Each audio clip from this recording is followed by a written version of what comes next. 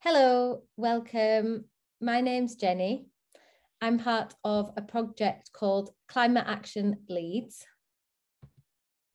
And in this session today, I'm going to talk about what climate change and climate justice is, how you feel about it, what we can do about it, and how you can be part of the solution. So do you already know what climate change is? Climate change means that the world overall is getting warmer, even though it is still cold here in winter. And that makes weather all over the world more unusual and extreme.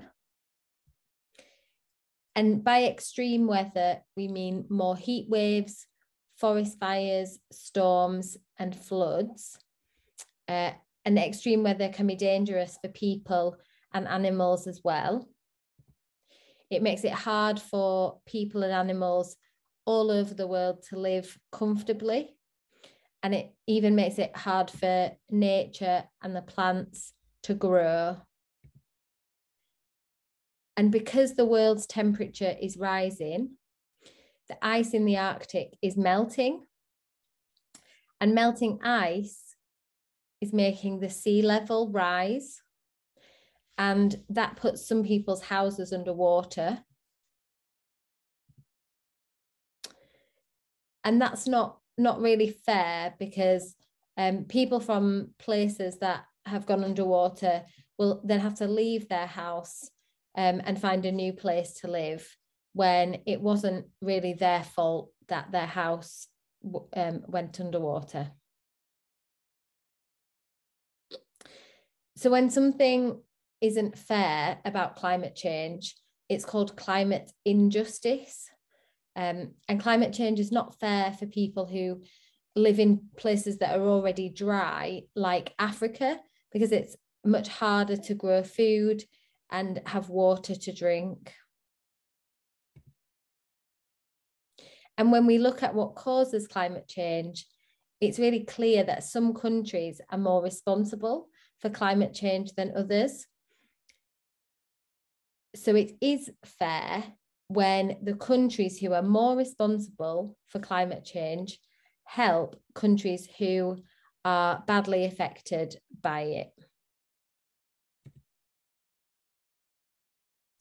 So how do you feel about what you've heard there about climate change and climate justice?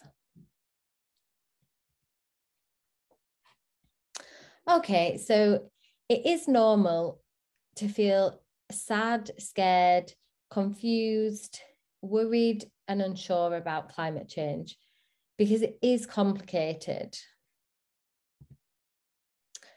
And it's important to remember that it's not our fault as individual people.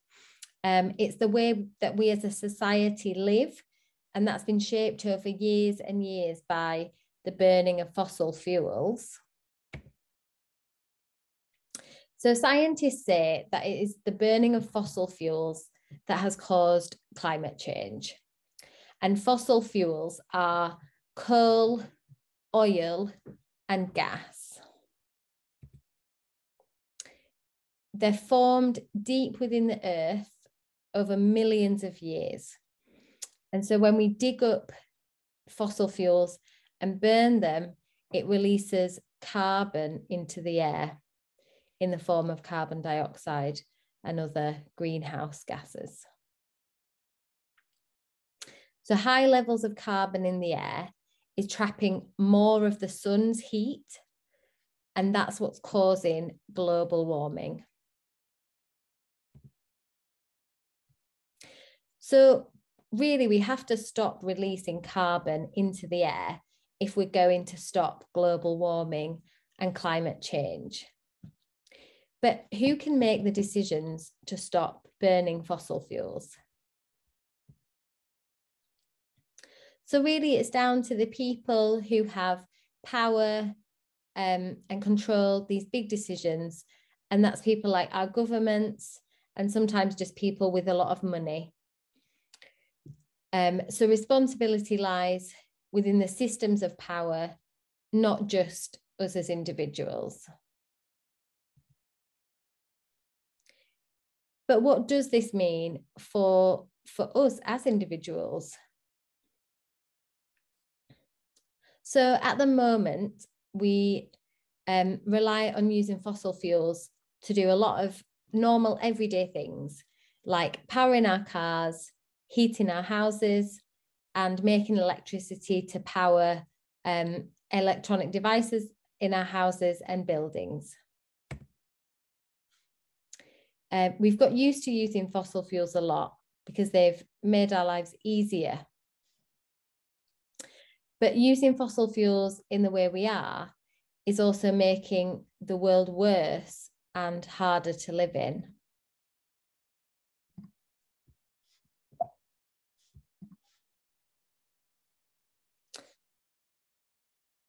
Using fossil fuels is not a sustainable way to power things because there's only a fixed amount of them within the earth. And because they're formed over millions of years, we can't just make more fossil fuels quickly. But there are different ways to produce power or electricity using things that there is lots of, like wind, sunlight, and water.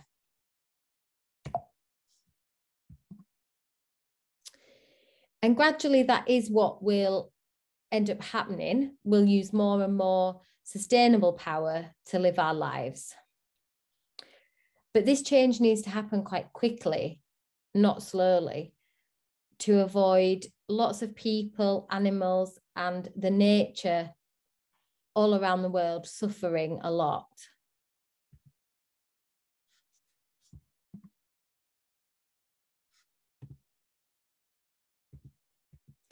So we understand that as individuals, we can't make the big decisions to stop burning fossil fuels, but we can influence our government and local councils because we're lucky that here we live in a democracy where everyone's voice and vote counts. And as well as that, we can do lots of small things that do make a difference. Things like making changes to our daily habits and the way we live and what we buy. So most of the changes we can make are around 7 topics, and they're food, nature, energy, transport, education, and work. And all of the changes that we would make around these areas should happen with a focus on fairness so that we can have climate justice. So can you think of some of the things you might be able to do as individuals? Some of the changes that you might be able to make in just day-to-day things.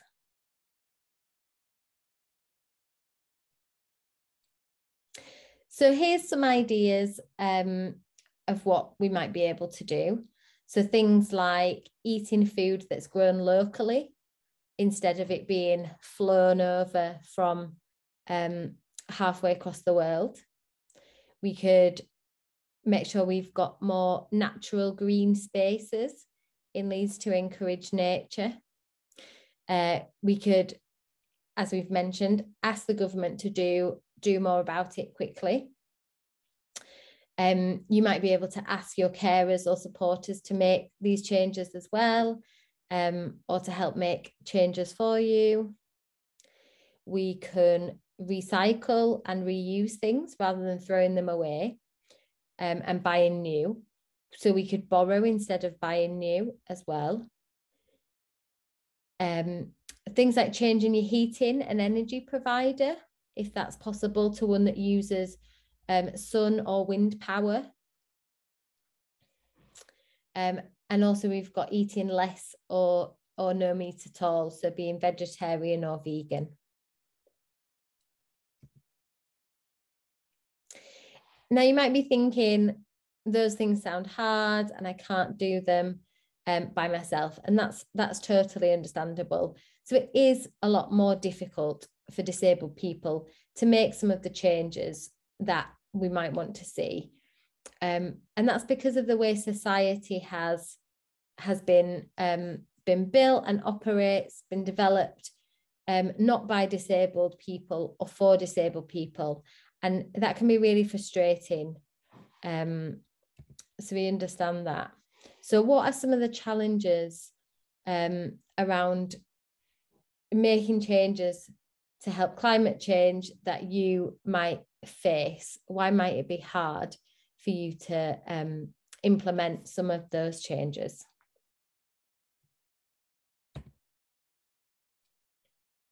So when we do manage to make changes or do things to help stop climate change, it's called climate action. And promoting climate action is a big part of the solution as well. Promoting climate action means talking to people about it, asking people in charge what they're doing to help stop climate change, as well as trying to make those changes yourself to the things you do and what you buy.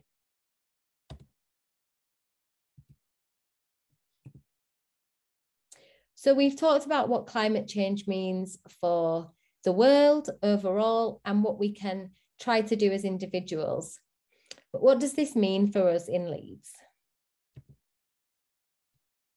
So in 2019, Leeds City Council declared a climate emergency in the city of Leeds. So that means that Leeds City Council understands that this big global problem is actually a local problem as well, and that Leeds will need to make changes and decisions to take climate action. But it is complicated because the council hasn't yet made a plan for how Leeds can stop using carbon altogether. So that's why Climate Action Leeds is trying to bring lots of people and ideas together to make a city plan which can get Leeds to zero carbon by the 2030s. There'll have to be big changes to Leeds if we are going to stop using carbon. And those changes will be to do with the 7 topics that we mentioned before. So that's our food, nature, energy, housing, transport, education, and work. And again, all those changes really need to be with a focus on fairness, so nobody gets left behind, and then we'll have climate justice. So for these big changes to take into account the needs of disabled people, it's really important that you're part of the conversation. Climate Action Leeds thinks it's important that disabled people have a strong voice and can influence change in Leeds. So I hope that's given you a bit of a better understanding about climate change. It's given you some ideas and helped you feel motivated to take action. Thank you.